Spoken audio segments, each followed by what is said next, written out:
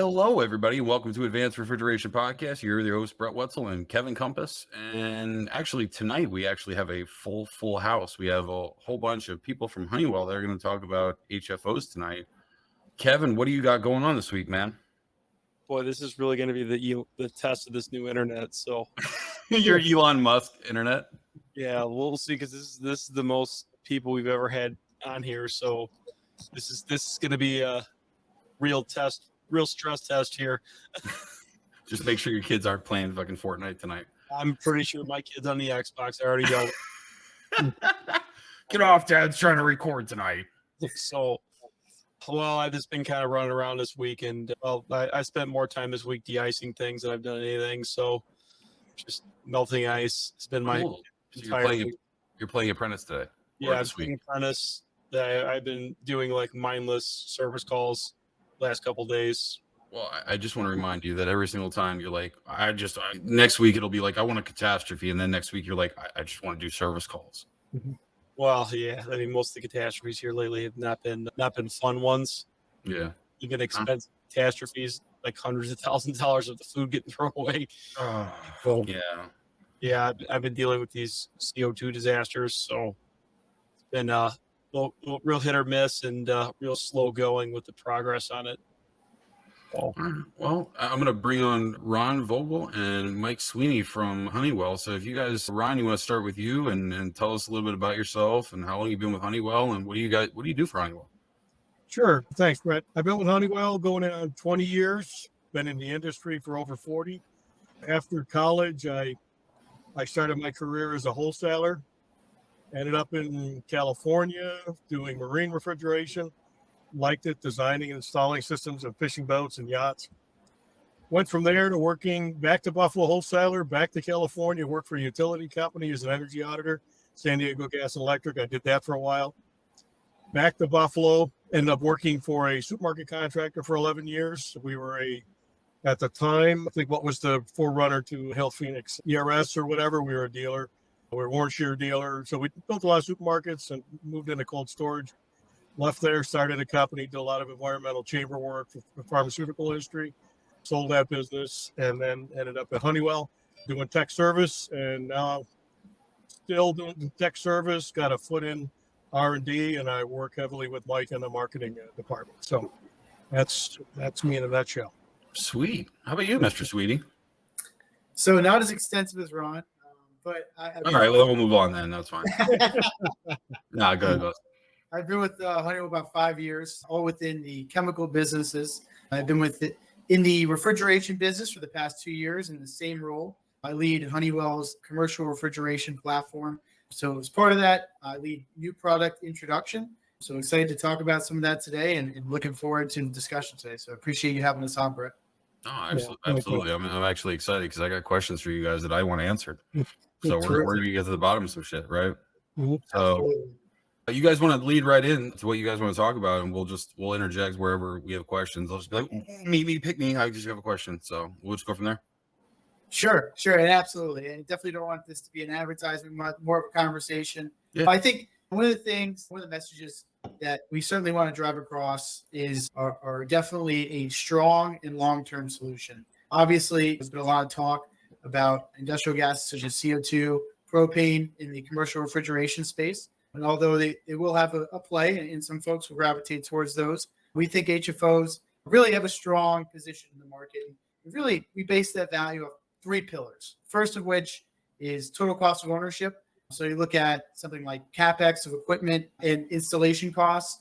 HFO systems utilize more traditional technology, driving down those costs.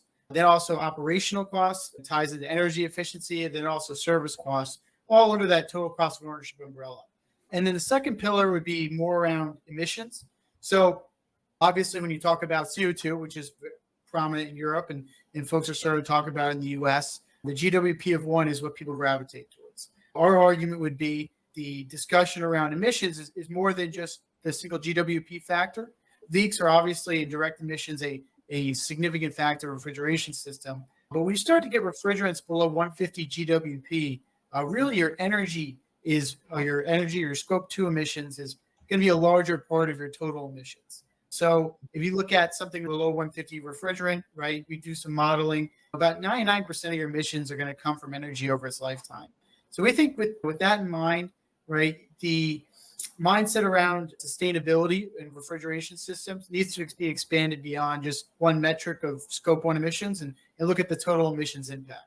Yeah, And Mike. I like where you're going, Mike. And a term that floats around is LCCP, right?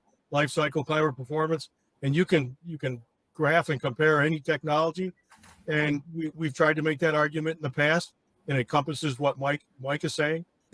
Scope 1 and 2, and it's really a truer picture of whether that system is sustainable. It doesn't get much play, but we think that it should. Absolutely. And if I just finish that last thought, the third pillar is serviceability.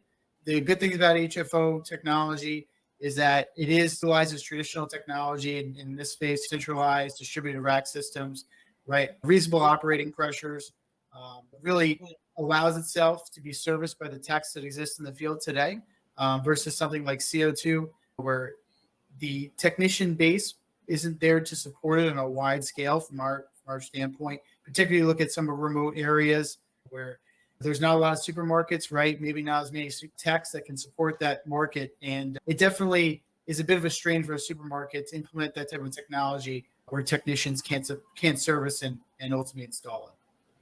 So I had a question, like, is there, when you guys formulate for new refrigerants, new HFOs, because I know that you guys have some new refrigerants that are coming out that have a little bit of different operational parameters. I mean, maybe I'm lying here, but I thought I remember someone saying like one of the refrigerants had like a 20-degree glide. So Go ahead, Mike, if you want. I'll let you take that, Ron. Yeah, depending on which refrigerant, something we have is a little bit under that for total glide, less than that in the evaporator, Brett. I see where you're going. High glide really has a kind of a negative connotation, but we find that with some education, and obviously if we can come up with a pure fluid that meets all the other parameters, great. But as you start driving the GWP down, there's only so many molecules that we can use. And if we're trying to suppress flammability and all those types of things, we do the best we can.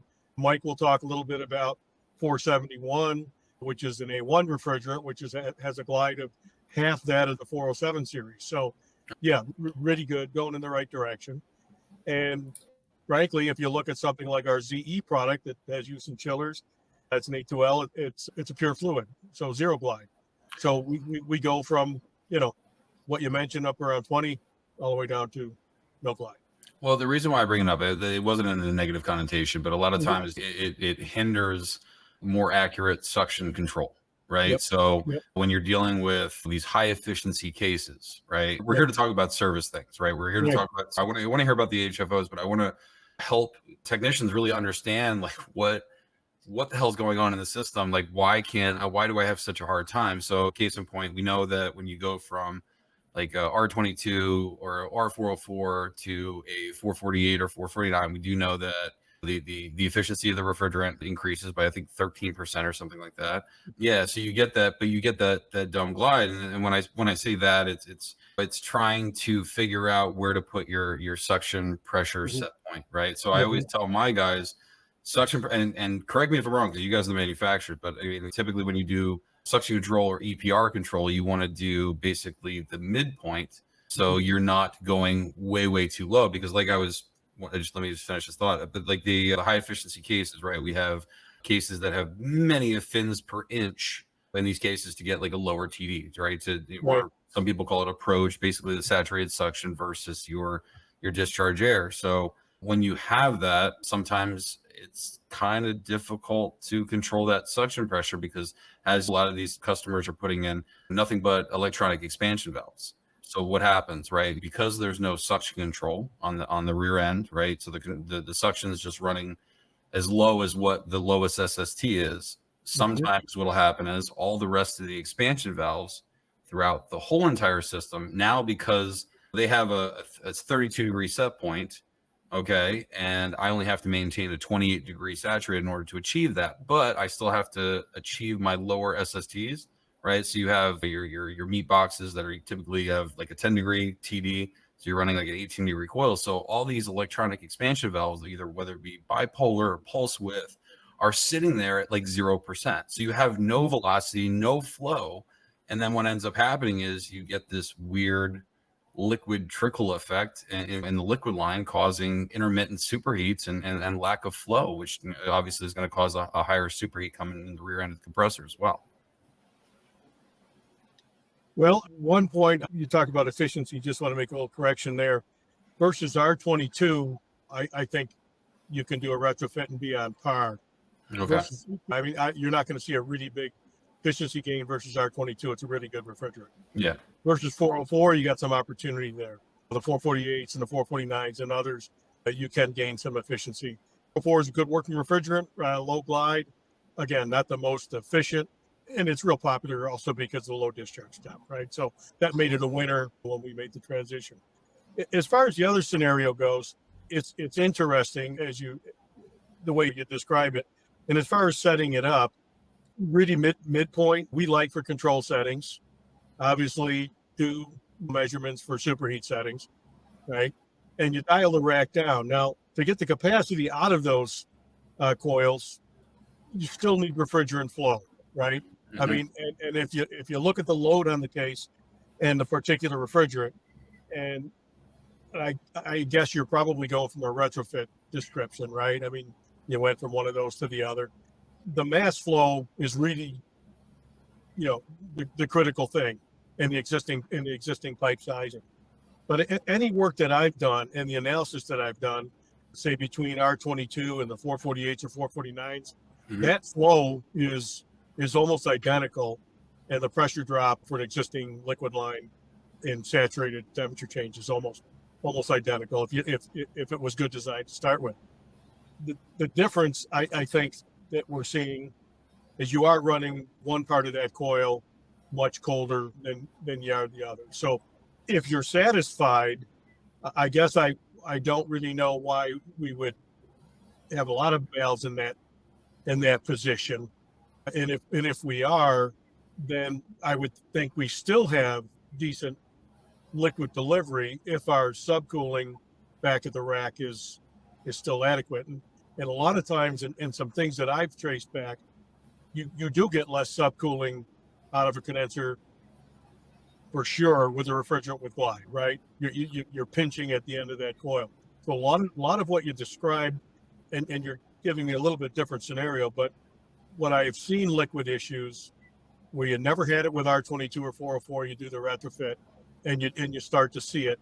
And measuring subcooling back at the rack, your single digits or below. And with any rise, that's where I've seen those issues and that real low liquid line velocity.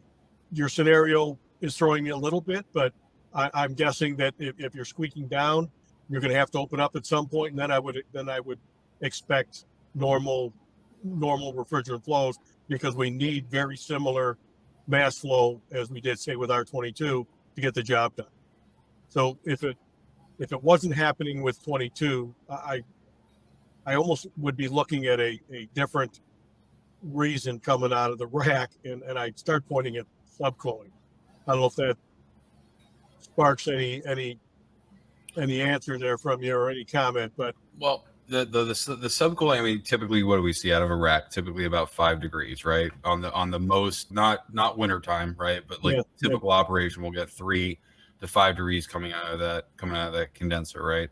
And then out of the receiver, I mean, interrupt, you could be technically 0 or 1, right? Because that's a saturated condition in the receiver. So with R22 and sometimes with 404, mm-hmm. I've seen racks perform well enough in that scenario. But you go to a 407 series or 448s or 449s with those same kind of numbers, and any rise in that liquid line, and then there's almost always a feed issue on some circuits. And I think you've seen a lot of retailers and some system builders putting mechanical subcoolers on, even if it's a medium temp rack and it's done from a circuit on itself rather than subcooling the low from the medium. But that has solved a lot of that type of an issue. I don't know if it's exactly what you're running into, but I would start there. Kevin, Ron, you- I got a question. So, Yeah. I'm seeing this a lot, like, so with a lot of 448 and 449 stuff, we've been seeing a lot of rivering sight glasses, like a lot of it. So what's in the river? Yeah, no, I see it. It looks lazy, right? And again, that's a scenario that I've seen with starting early with the 407s, and the solution really ended up being some subcooling. There's no reason why we should, if we're delivering the same velocity and the same mass flow, So see that effect, right? The issue with the mechanical subcooling is when it's doing the rivering, it's not a full column of liquid, so you can't subcool it. The sub Effectively, you're saying, right?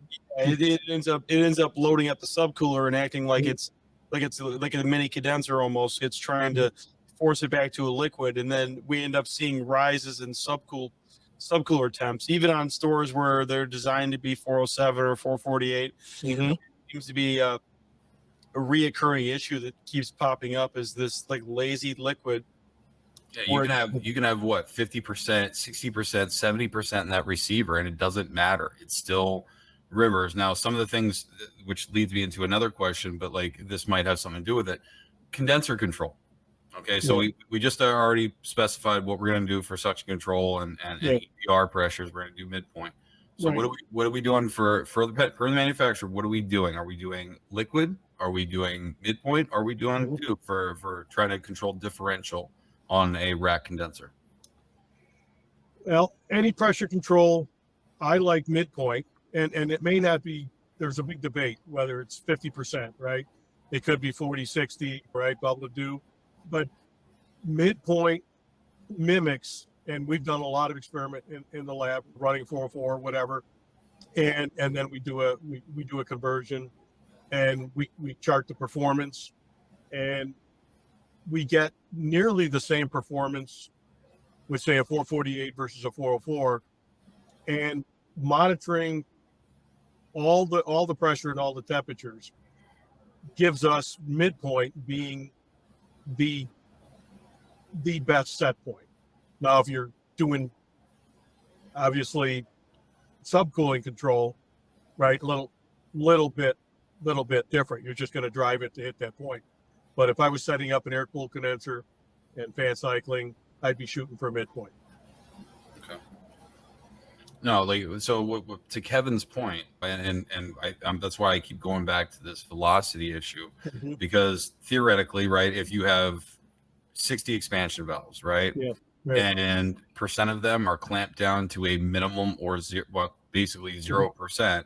Right. You're going to lose that velocity in that pipe. And as we all know, if we don't have the proper velocity in there, that refrigerant is not going to flow. And I've had some luck with playing with condenser settings.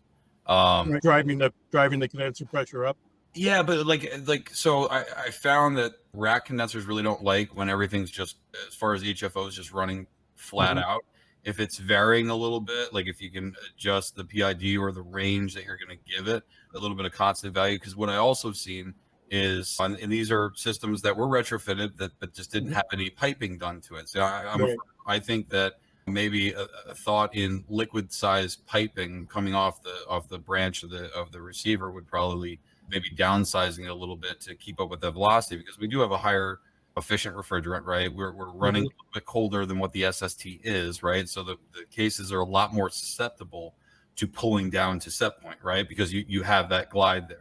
And then when that happens is the rest of your expansion valves are not feeding because the cases are so efficient, the gas is so efficient, and then you have that what Kevin referred to as that lazy liquid feed or rivering in sight glass. And this has been a debate on multiple different podcasts. We've talked about this because like we talked about it with an engineer from Colson. I was like, what do you think about this? Oh, it has to do with velocity, because when they size the pipes, right, they try to size, I think, liquid lines.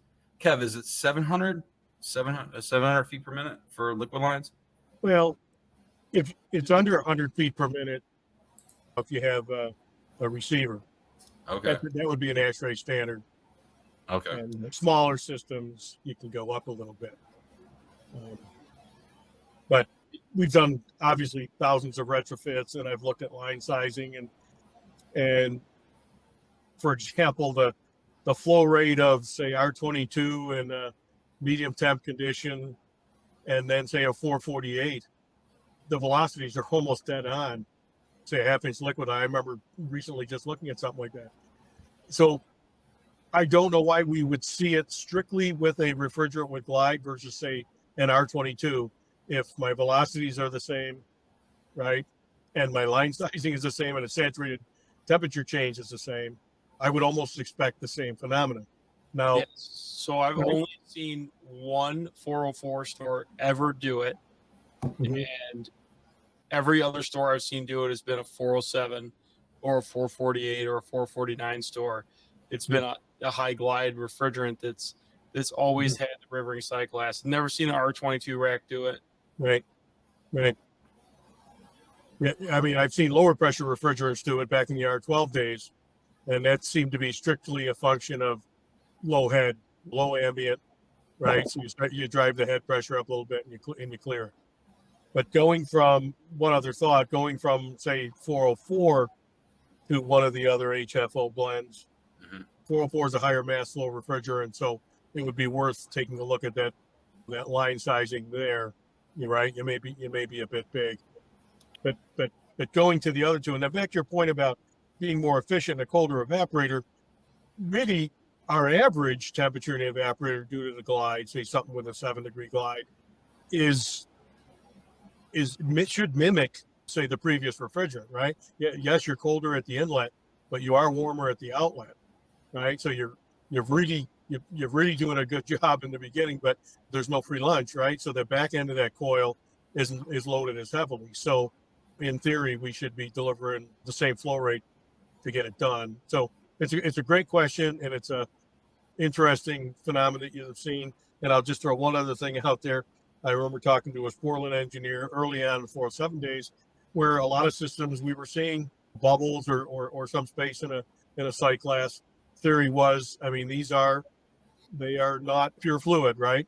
So could you have one of the components just separating out, boiling out a little bit because of the pressure drop through that liquid line, initial components in a site class?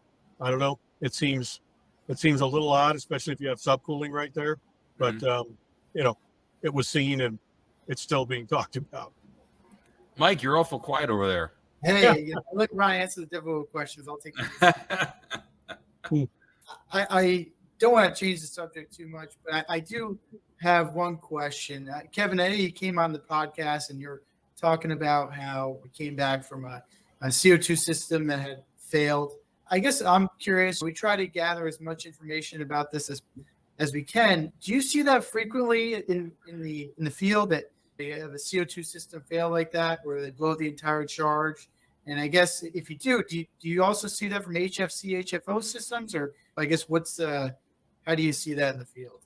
So, yeah, I mean, we get a lot of CO2 charges blown, but I mean, I blame that more on the customer than anything, because the customers that opt for a backup unit in the generator have zero problems. Mhm. Customers that try to throw it in and don't opt for the backup generator and opt for the backup unit, they're going to blow the charge. It's inevitable.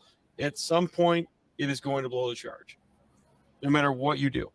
I mean, if the rack goes down, I mean, mechanical equipment breaks, power outages happen, charges are going to get blown. If a retailer goes through, and let's say, for example, Costco, they put in backup generators, they put in backup units, we rarely blow a charge at a Costco.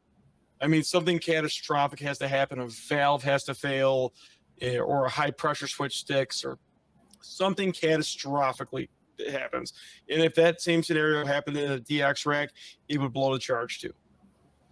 So, That's right. What I was going to say about the ROI is way well worth it, because I mean, you lose one big charge, you have one big ass service ticket, you're trying to scrounge up CO2 from wherever the hell you can get it. That first time that generator catches and is able to hold the charge until the technician can get there to resolve the issue. I mean, you lose what, $500,000 worth of food. Paying for a little generator and a little auxiliary condensing unit is, I think, is, in my opinion, well worth the ROI. Yeah, I mean, so like this weekend we lost $500,000 worth of food and plus probably $30,000 worth of time, material by the time you get all the CO2. So it was a huge service bill when it could have been a $2,000 truck roll. Yeah, and I guess our argument would be in an HFO HFC system, right? Power goes out. Are you blowing that entire charge as consistently as your CO2? Yeah. No, you're not going to blow a charge at all. I mean, it's just going to sit there idle. And I mean, but that's also where CO2 gets a bad rep with that stuff. I mean, it's still in the baby phase of system design. There's systems out there we have that are 120 bar systems, and they sit there and idle. Like the power goes out, they don't need a backup generator. The thing just sits there, won't blow a charge. It'll be 95 degrees outside, won't blow a charge. And Mike, it's all about the PT chart, right? I mean, like if you have a whole bunch of evaporators that are downstairs that are only rated for 450 pounds, that's why we have a relief 435. So, and 435 is what? Kev, is that 30, 39 or some shit?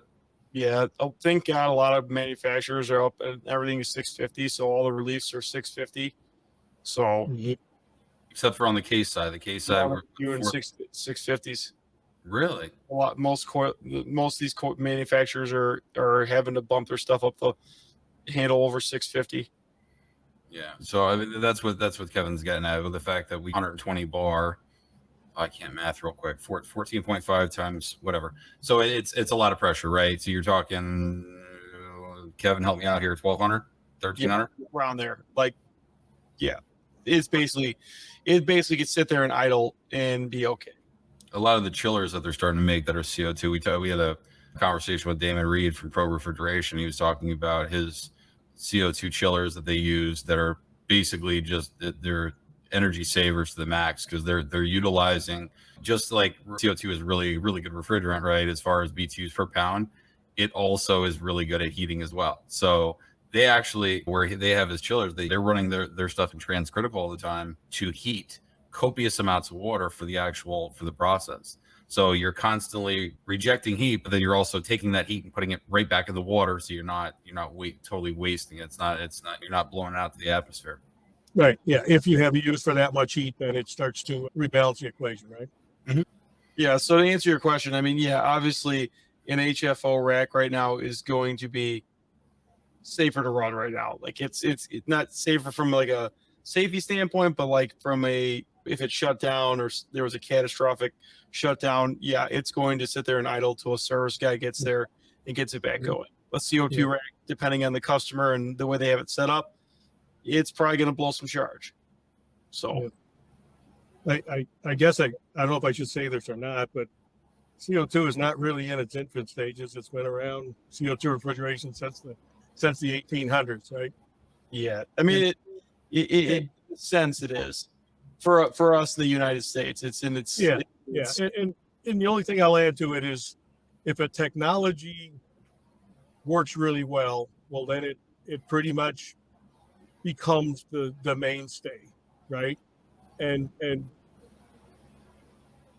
some of the things that we offer and the fluorinated refrigerants in particular from the 30s and 40s on have been simple, efficient, right? Safe. And I'm kind of circling back and making the other side of the argument here, get Mike back onto his marketing track. But when technology needs a lot of help and to make CO2 as efficient as we can be, even on, say, a basic 448 rack type system, you're putting a lot of accessories onto that CO2 system, right? Ejectors, parallel compression, all the things, adiabatic condenser.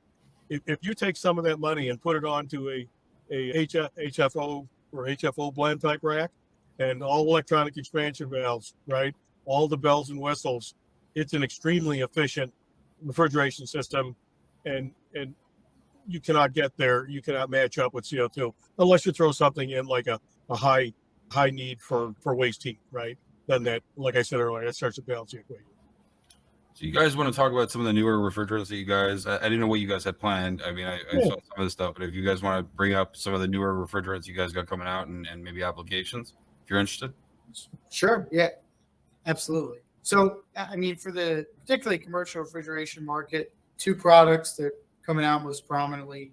First of which is Solstice N71 or actually R471A, less than 150, non-flammable. It is a 134A type of refrigerant, so it is lower pressure. Because of that, it is really optimal for medium temperature. But we do see a lot of end users starting to gravitate towards it. We have one field installation running today with Food City. That's an installation in Tennessee. And we're starting to see some additional traction in the market here for that, predominantly because of the EPA regulations to move towards less than 150 and having it be non-flammable presents some value to end users. And for the purpose of this podcast, right, serviceability is fairly simple as well. Low pressure, that system should be humming, and have it be non-flammable, right? Very simple, straightforward, and traditional type systems. And then the other fluid that we're talking about here today is Solstice L40X or actually R455A. So this is a 404A-like refrigerant in terms of capacity. It is an A2L or mildly flammable refrigerant, which we're starting to see in the U.S., starting to gain some traction in Europe. These refrigerants have been in the market for a few years. I know you had mentioned the total glide of 455A. We typically look at the evaporator glide. We think that's more of an indication of how it performs in the system. It is larger than refrigerants that we see today, and 448 is around 8-9 degrees. 455A is around 12 in the evaporator. So it is bigger, and it's something that needs to be accounted for without a doubt. But we do think it is manageable, but it is something that does need to be accounted for. With that refrigerant, you said it's is that an A1 or an actual A2L? A2L. The 455 is an A2L. So the limit is what, 254 pounds? Is that it? 247. I was close. Damn it. Almost. Exactly.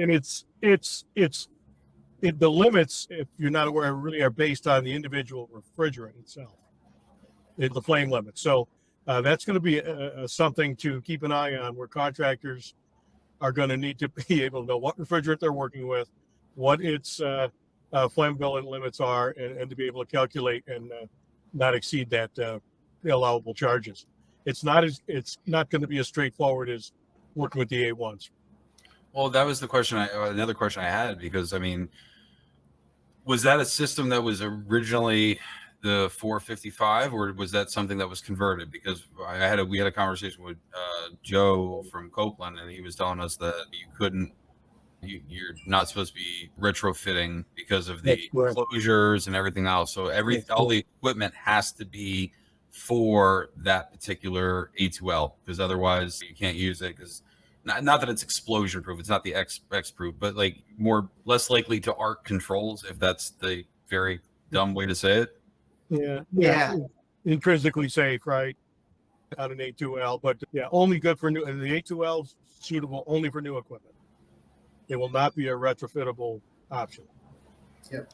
And for anything else, UL wouldn't allow retrofit A1 equipment with A2Ls. And then the other refrigerant that you labeled off, you said that's more of a R12 or R134 pressure, right? Yeah. So I'm assuming that is just strictly going to be medium temp. Would that be correct? Exactly. Okay. Correct. Yeah. We see it as medium temp application, and probably a really good option as the top end of a cascade, if you can see where I'm going there, right? I mean, in theory, you could have a total A1 installation, depending on what you pick for the bottom end, right? Yeah, the only thing you'd have to do is there'd be some repiping, and there would also be some compressor change, right? Because if you have an old system that's R404, you're going down the retrofit road.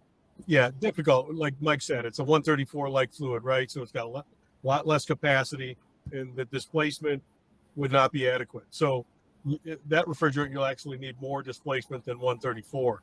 Not more motor, but more displacement. We really see it as having a pretty good potential. Low pressure, give you an idea, condensing around 100 degrees. You're looking at 80 to 90 SIG and down around pounds on the low side. So medium temp, good options there. And Mike mentioned that we have an installation on a beverage line up down in Tennessee. Easy startup, easy controls. Went with electronic expansion valve, and simple, like working with like working with R12 again.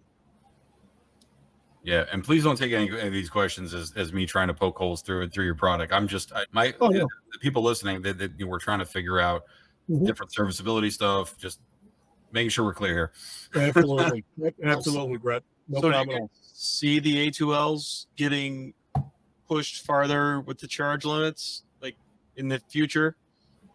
Well, that's a good question, Mike. It's so yeah. I mean, it's certainly a forward-looking question. I don't think you can rule anything out at this stage.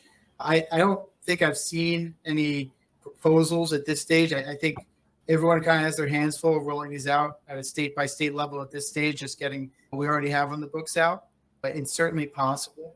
But yeah, I don't think I've seen anything at this stage. It's high level been talked about before, but nothing substantial I've seen to see any increases based on the UL 2-89 guidance. Yeah, they've done so much work to get to this point. ASHRAE standard 15, and then the UL work. I mean, it's been a couple of years. I think there's going to be a pause here for a little bit, and these products will start hitting the installation in 2025. Maybe a lot of trials sooner, but might be. It's a great question, Kevin, but maybe a little premature, I think. Wait, R32 just got approved for what, New Jersey or something like that? They just started rolling that out in the States. Is that correct? So I think it's what is it? So that's the UL 2-40 referring to air conditioning, or You're a smarter man than I am. I have no idea. Yeah. Ron, I'm more familiar with the 2-89 stuff. I know we're looking at maps today. It's state by state. So they're looking at it either updating the codes of a more traditional route, or they're trying to bypass it by using a legislative route. There's really two routes there. Wow. Every state is a little bit different. I think most 60-70% of states are close to kind of finalizing that on the refrigeration side. I'm not as close to the HVAC side, although I think that is a pursuit being moved a bit more aggressively. But I unfortunately don't have that map in front of me. I don't know if Ron, if you're as closer to that than I am. Yeah, I don't have the map up, but it seems likely, and it's an interesting point. Like Mike said, there's been two paths. The traditional way to get something done, go through all the safety analysis, UL, the rest of it, right? And then you take the ASHRAE standard 15 stuff, it goes into the Uniform Mechanical Code, and then it boils down to the states, and then you have the states get into the building codes. Well, because of the way EPA did this quick phase down, a traditional path could take as long as 7 years or longer, right? There's some municipalities do not write their code book yearly. So it's slow. So what Mike mentioned is you've got this legislation thing that some states have pushed. And what that's done is upset the traditionalists, particularly building inspectors and the rest of it who have been involved, fire marshals and all the rest of it. So we'll see. So we hear things like you just said, whatever state just approved a particular refrigerant, they've probably approved A2Ls in some manner. Yet if you go to try to install it and you have an AHJ, he could not be aware, it won't be in his code book. It's an interesting place that we are today with all of this. It'll get worked out, but it's going to be painful for installers, techs, pretty much everyone. Well, we were talking to someone, I forget who it was, but Kevin, I don't know if you remember this conversation, but they were talking about the first, I don't know if it's the first, but it was a commercial supermarket that was propane primary and CO2 secondary. Mm-hmm. And they said it was almost comical when the fire marshal showed up. He's like, what is this? Like, yes. It's stuff that he didn't see before. And he's like, my book doesn't tell me what to do with this. So right. what do I do? They almost got that store down because they had like 50 or 60 pounds of propane in each mm-hmm. unit. Yeah. So, which is way over the limit. Well, it's way over the limit as if it's inside, right? So what they did was they put the receiver outside the mechanical room because it's technically not inside then, right? Right. Yeah, that's risky on someone building something without getting that AHA involved early enough, right? Mm-hmm. And like you said, it's not in his book. He could just as easily shut that project down. I mean, I don't want to tell too many stories, but I recall the old multi-splits when they were just starting for HVAC coming into Vogl. And even if you look at, say, a 410 or something, if you've got no isolation and you've got eight or nine evaporators, and these happen to be in a dorm room, and the inspector, he shut the job down. He said, these college kids are going to throw a dart in this unit or something. It could dump all the 410 into one dorm room, correct? Well, technically it could. So if it was a large multi-split, right, that's possible. And that's where a lot of this conversation all started, because every refrigerant, including CO2, everything has recommended levels of exposure, and you can certainly hit it with big charges. I love the analogy. I don't know if the kid's going to throw darts. He might throw exactly at the evaporator, right exactly the U-bend, which is going to cause. I mean, it might plug the hole, but then it might blow it out and then throw the dart in his face. Who knows? I don't know what's going to happen. Yeah. But that was. I wish I had recorded that. Conversation. Well, I mean, it's funny you bring that up, because that's how Chicago is. Like with mini splits and stuff, all the flares got to get cut off. It's all got to be ball valves. They all got to have ball valves on them.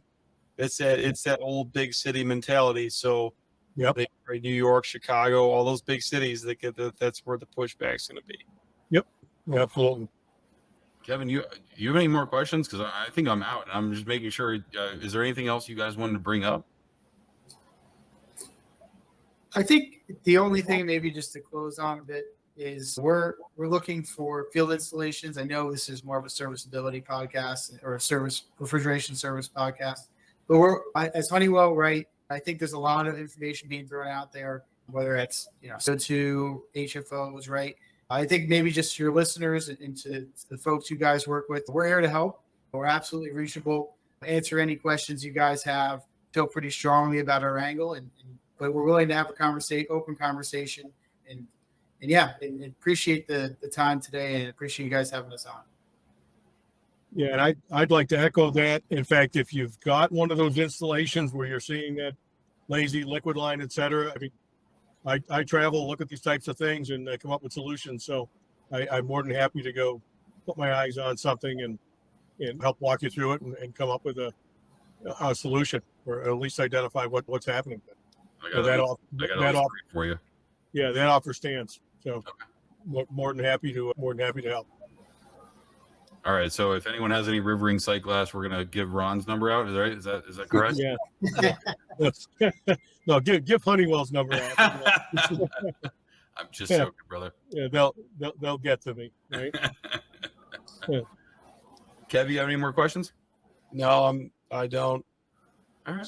Well, guys, I appreciate you guys coming on, and guys, I guess we'll see you next time. Right. Sounds good. Appreciate it. Appreciate the time. Take care.